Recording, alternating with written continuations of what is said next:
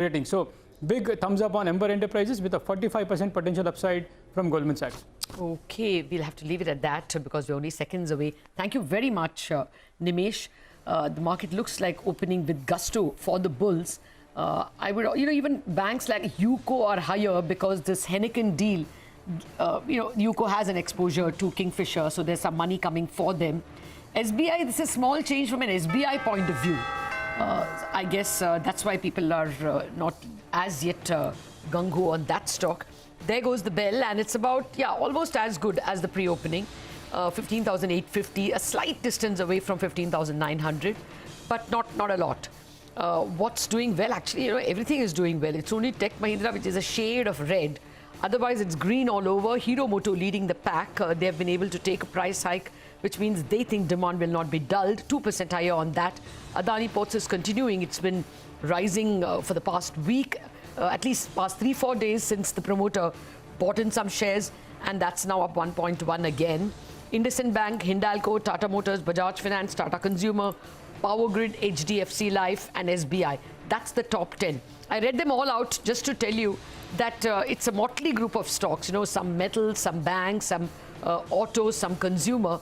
But I think financial stocks are clearly doing well. If I have to pick up one set of stocks that were common, it looks like it's financials, but quite closely followed by metals and autos as well. What about mid-caps? Mid-caps are off to a firing start as usual, Lata. The index is outperforming the Nifty, the Sensex and the Bank Nifty right now. Let's straight away get to the big movers and shakers. By the way, the report that Nimesh just told us about, that's working well for Amber. Stock has started straight away up about 4.5%, and even Dixon for that matter, 1.5% higher. The market likes what Goldman has to say on these stocks. Let's come to some of the other movers and shakers. ITI was a very strong set of numbers, 150% up on the top line, 6% and surging on that stock. BEL's numbers were pretty solid, so 3.5% up over there.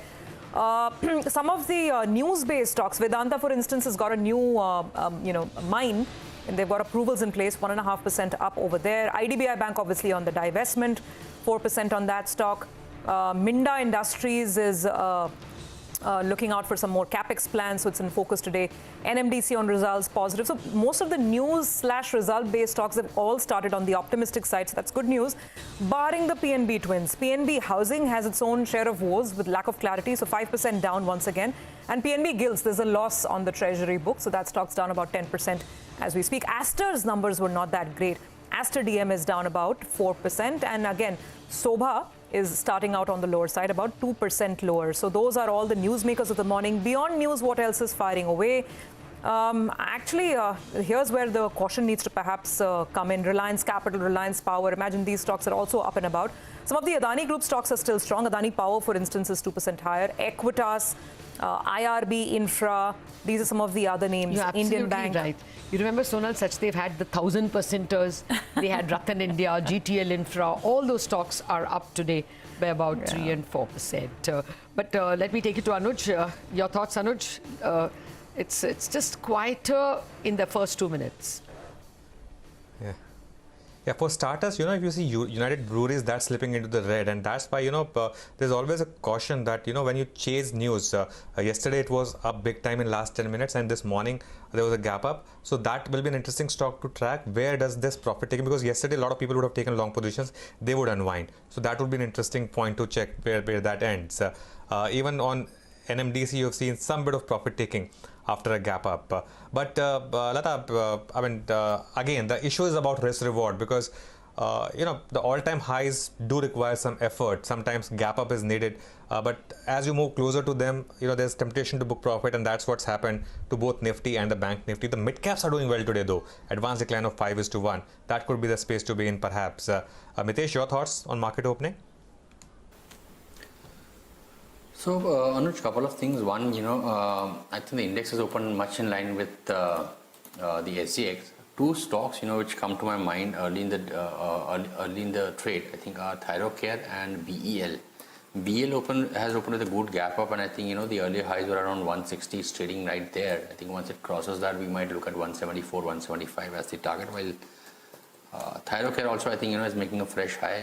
I think yesterday's high or around 1340 can be the stop loss here, and I think the stock is heading towards 1420 levels. Okay, Mitesh, thanks a lot for taking us through the market opening. Pratik Gupta is joining us, CEO and co-head of institutional equities at Kotak Securities. Pratik, good morning. Thanks much for joining us. Pratik, how are you approaching the market now? It's been one way, especially in the broader market. Yeah, good morning, Anuj.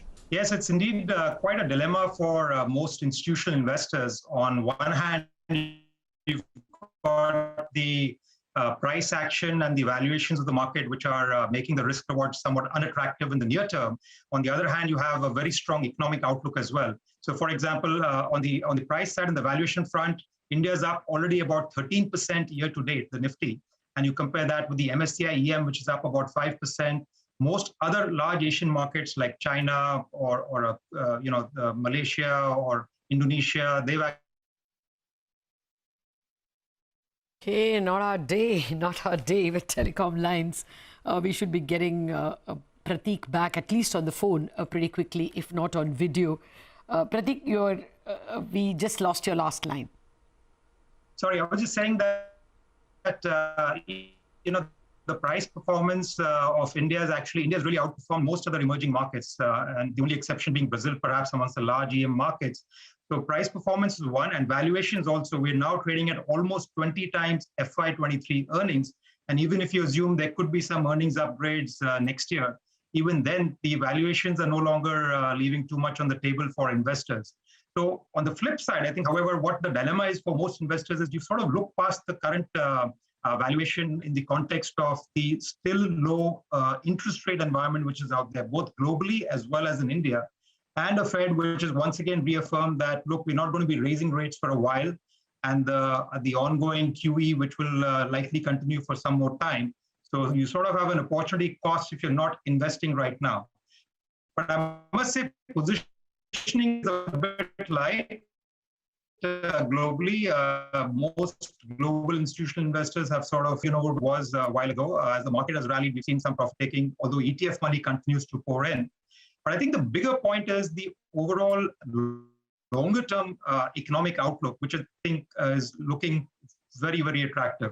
You've got the banks which have cleaned up their act. The real estate sector seems to be looking up. We're seeing a sharp pickup in the pace of vaccination, so hopefully the third wave will not be very significant. And you've got the private capex cycle, which may kickstart next year. Already we're seeing signs of that happening. So you've got this dilemma going on in the minds of investors, and I think most people we speak to are actually waiting for a correction to buy India. Okay. Yeah, point taken, Pratik. It looks like we have a bright future ahead. As you say, in fact, Rakesh Jhunjhunwala was pointing to the same thing, that balance sheets have been cleaned up.